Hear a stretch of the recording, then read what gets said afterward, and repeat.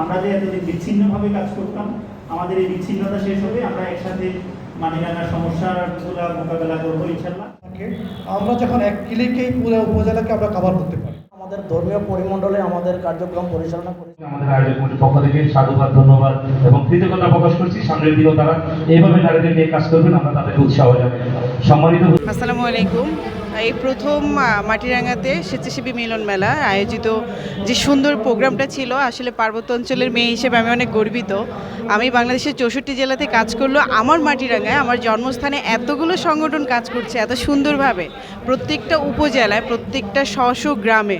এজন্য আসলে আমি অনেক গর্বিত এবং সেই সাথে আমি একটা মেসেজ দিতে চাই যে এই উপজেলাতে যতগুলো সংগঠন একত্রিত হয়েছে, প্রত্যেকটা সংগঠন তাদের নিজ নিজ জায়গা থেকে স্বচ্ছতার সাথে দারিদ্রতা বিমোচনে নিম্ন আয়ের মানুষদের পাশে থেকে সর্বদা কাজ করে যাবে। সেই ক্ষেত্রে উপজেলা সদরে যে সকল টিমগুলো আছে সবাই মিলে একত্রিতভাবে কাজ করে যাবে ইনশাআল্লাহ।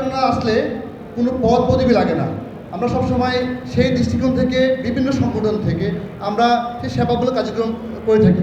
2001 সালে মাটিরাঙ্গা বিভিন্ন শিক্ষা প্রতিষ্ঠানে বৃক্ষরোপণের মাধ্যমে আমরা প্রথম আত্মপ্রকাশ ঘটে 2021 সালের।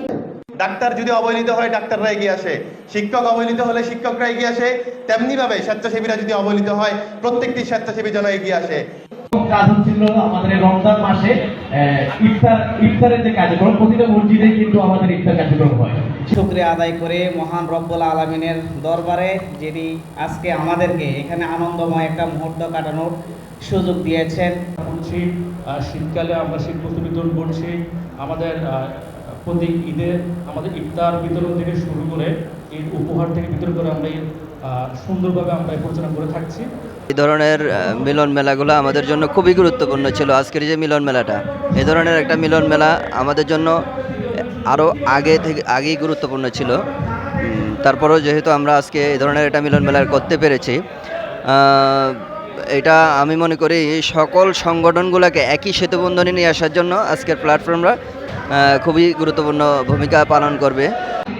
ভবিষ্যতের পথ চলা ও মজবুত করতে,